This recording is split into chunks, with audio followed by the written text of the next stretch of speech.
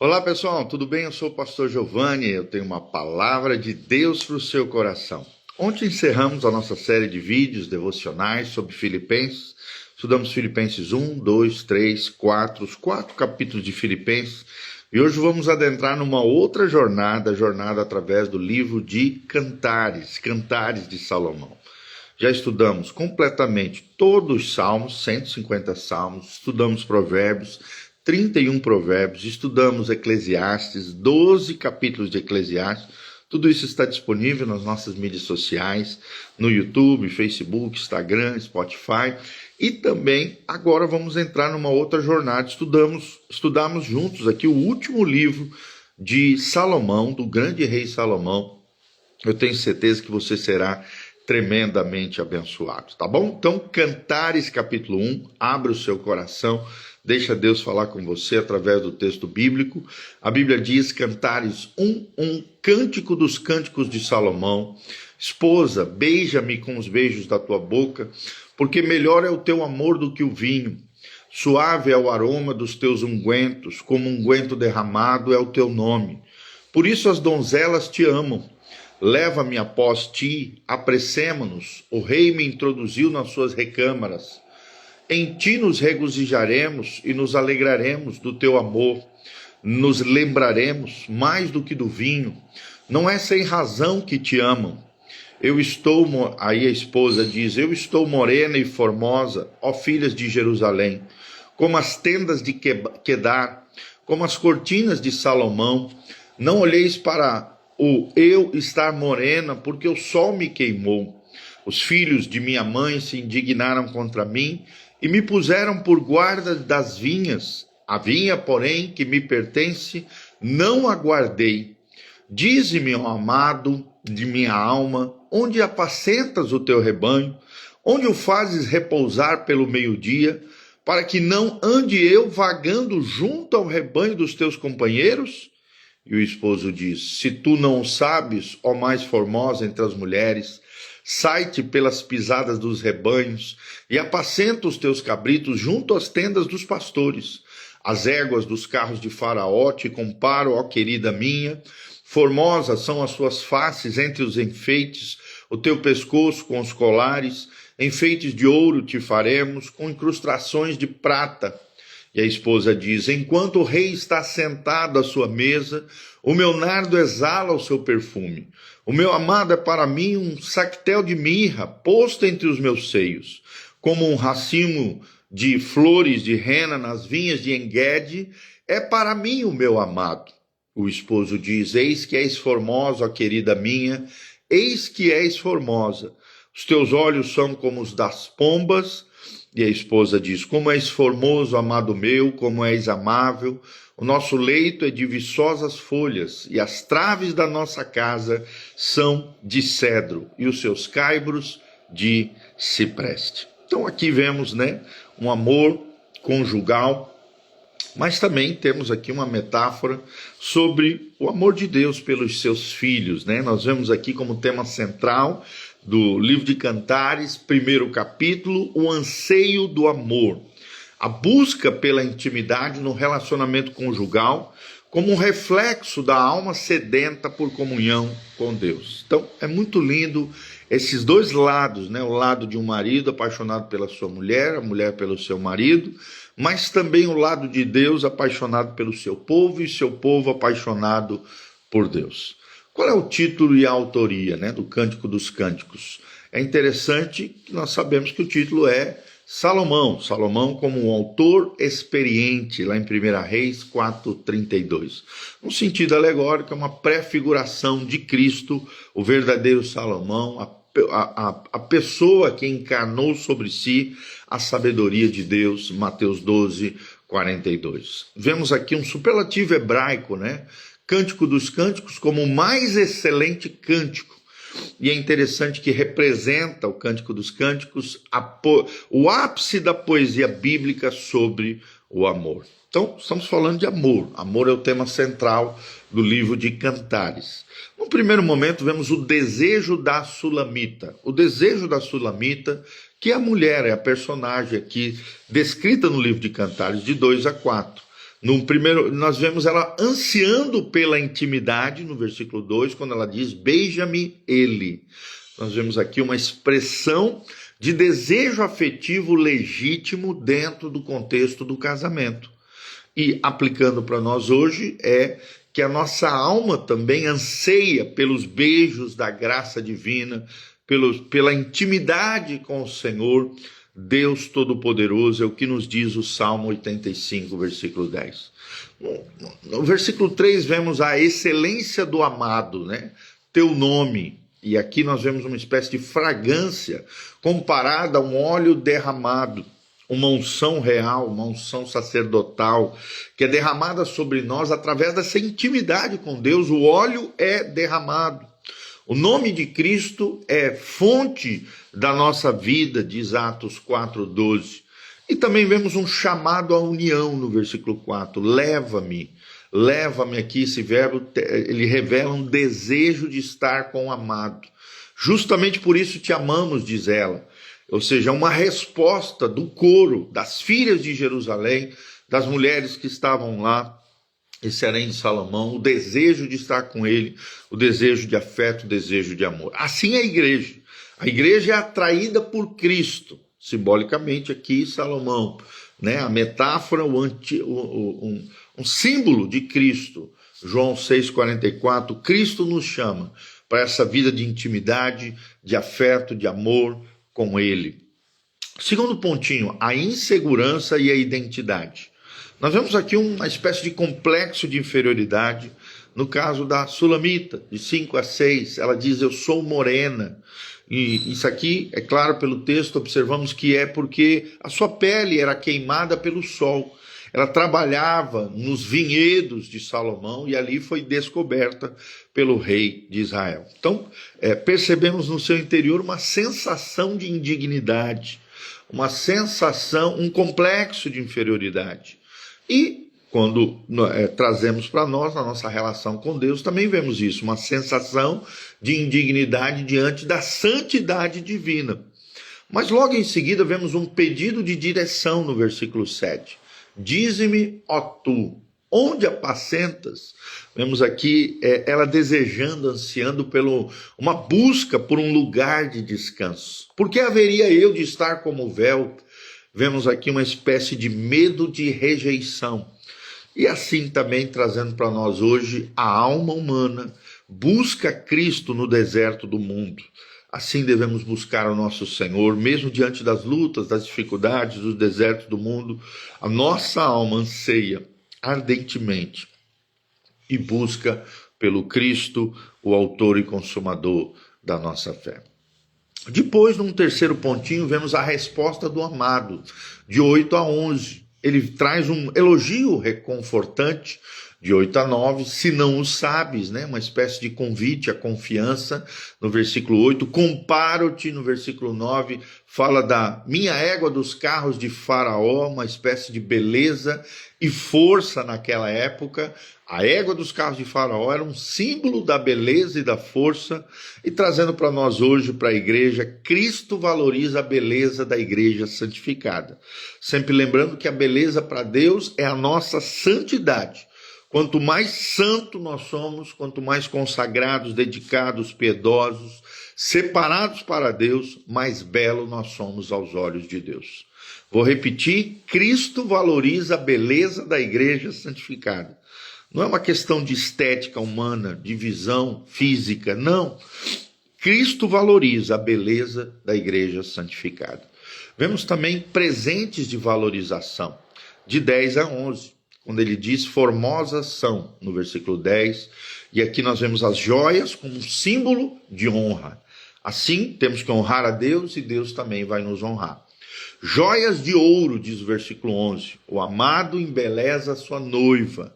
Aplicando para nós hoje, Cristo adorna a sua igreja com dons e com ministérios, Efésios 4, 11 a 12, a fim de que cada um de nós sejamos edificados uns aos outros em amor. Assim, Cristo adorna a igreja com dons e com ministérios. Vemos também, como quarto pontinho, a cena de intimidade, dos versículos 12 ao 17. Primeiro é mencionado o perfume da presença. Enquanto o rei está, no versículo 12, e aqui vemos o nardo como um perfume de identidade. O meu amado é, no versículo 14, cacho de rena, fala de doçura, e vinhas de Engedi fala de beleza. Ou seja, o amado aqui, ele é doce, mas também é belo. Que coisa linda, né? Então, vemos aqui a unção do Espírito Santo sendo derramado sobre nós, promovendo doçura e a beleza da santidade na nossa vida, através da unção do Espírito Santo, 2 Coríntios 2:15, tá bom? Dentro desse diálogo de admiração mútua, de 15 a 17, primeiro fala o amado. Como és formosa, no versículo 15. E o significado aqui, para nós hoje, é que Cristo vê a igreja sem mácula, nem mancha, nem ruga. Efésios 5:27, porque essa mesma igreja é justificada por ele, pelos méritos dele, pela sua obra extraordinária na cruz do Calvário. Depois, quem fala é a noiva. Como és formoso, no versículo 16. E o significado para nós hoje é que a igreja contempla a glória de Cristo, a beleza da santidade de Cristo. A igreja contempla a glória de Cristo. Depois, quem fala é o cenário, verdes são, no versículo 17. E o significado para nós hoje é o lar como um lugar de comunhão protegida. O lar como um lugar de comunhão protegida. Assim devem ser os nossos lares. Um lugar de comunhão protegida. Então, vemos alguns aspectos, alguns conceitos chaves aqui em Cantares capítulo 1. Primeiro, o aspecto do desejo legítimo. E a aplicação aqui conjugal é a intimidade física, é um dom divino no contexto do casamento, debaixo do pacto nupcial. Vemos também uma aplicação espiritual para a igreja. A igreja pode anseio, desejo profundo da sua alma por Deus, porque a nossa alma anseia por Deus e só descansará no Senhor. É o que nos diz o Salmo 42:1. Segundo aspecto, a superação da insegurança, que nós vemos claramente aqui na Sulamita, aplicação conjugal, o elogio dentro do contexto do casamento fortalece a identidade do casal. Versículos 8 a 10. E a aplicação espiritual, Cristo nos declara justos perante ele, lá em Romanos 8:33. O outro aspecto é a comunhão íntima, né? A aplicação conjugal aqui no contexto do casamento, o diálogo e admiração mútua, versículos 15 a 17. E a aplicação espiritual para a igreja é a oração e o deleite precisa estar em Cristo, focados em Cristo. A oração e o nosso desejo, afeto, deleite precisa estar em Cristo. É o que nos diz o salmista no Salmo 37, versículo 4. Outra coisa importante, outro aspecto importante é o ambiente protegido. Dentro da aplicação conjugal do matrimônio, o lar como um espaço sagrado, versículo 17. E a aplicação espiritual para isso é a igreja precisa ser uma comunidade com unidade e santidade. A igreja como comunidade de santidade e unidade diante do Senhor. Então, vemos uma espécie de esquema teológico aqui. A súplica da sunamita, o anseio da noiva, dos versículos 2 ao 4. Vemos, de repente, um conflito interior nela, de 5 a 7. Insegurança, mas, ao mesmo tempo, uma busca pelo seu amado. Temos como resposta a esse conflito a afirmação do amado, dos versículos 8 a 11, ele reafirmando o seu amor, o seu afeto, ao mesmo tempo dando presentes para ela, joias, né, como uma valorização dela no coração do seu amado. E dentro dessa súplica também vemos um desejo por comunhão, do 12 ao 17, o perfume da presença, né? Uma metáfora aqui da presença de Deus e do perfume de Cristo exalando em nós, do 12 ao 14, e a mútua admiração de 15 a 17 entre o marido e a esposa, e também entre o povo de Deus e o seu Senhor Jesus Cristo. Tá bom? Então, frases que são importantes, baseadas aqui em Cantares capítulo 1. O amor conjugal não é pecado, é poesia divina escrita na pele humana. Vou repetir, o amor conjugal não é pecado, é poesia divina escrita na pele humana. Segunda frase, Cristo não ama a igreja apesar das suas falhas. mas transforma suas cicatrizes em beleza. Vou repetir, Cristo não ama a igreja, apesar das suas falhas, mas transforma as suas cicatrizes em beleza. Terceira frase, a alma que busca Cristo não vagueia como véu, encontra repouso junto ao bom pastor. E quarta frase, o lar é o santuário onde o amor se torna perfume que atrai o céu. O lar é o santuário onde o amor se torna perfume que atrai o céu. Então, aplicações práticas de Cantares capítulo 1. Primeiro, para os casais, cultivar a linguagem de afirmação. Declarar palavras de amor, de afeto, da importância do outro para o meu coração. Segundo, criar espaços de intimidade, de comunhão, de afeto, protegidos. É o que diz o versículo 17. Para a igreja, nós aprendemos aqui de forma prática, buscar a direção do amado, na missão que Deus nos confiou. Será que você tem buscado a direção do amado da nossa alma, que é o Senhor Jesus, para a sua vida, para cumprimento da sua missão, do seu propósito, daquilo que Deus te chamou para fazer? E segundo, regozijar-se na mútua admiração entre Cristo e a noiva, entre Cristo e a sua igreja. Para todo crente, temos algumas aplicações aqui importantes, vencer os complexos, pela identidade em Cristo. Nós só vencemos os nossos traumas, complexos, sentimentos de inferioridade através de uma intimidade com Jesus, através de mergulharmos na sua palavra, dedicarmos tempo de intimidade com Deus em oração, adoração.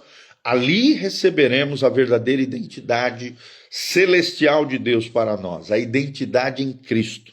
E assim venceremos os complexos. E, segundo aplicação prática, ansiar pela presença divina como uma necessidade vital na nossa vida. Será que você tem ansiado pela presença de Deus? Será que você tem buscado pela presença de Deus? Será que você reconhece que a presença de Deus é uma necessidade vital para a sua vida? E para nós encerrarmos, Cantares capítulo 1 revela o amor humano no seu ápice, e vemos que esse amor é sombra de um amor ainda maior, o amor divino que nos chama à intimidade eterna. Tá bom? Então que Deus abençoe essa palavra ao seu coração. Dá um joinha, aperta no sininho, aperta no aviãozinho, compartilhe esse vídeo com outras pessoas.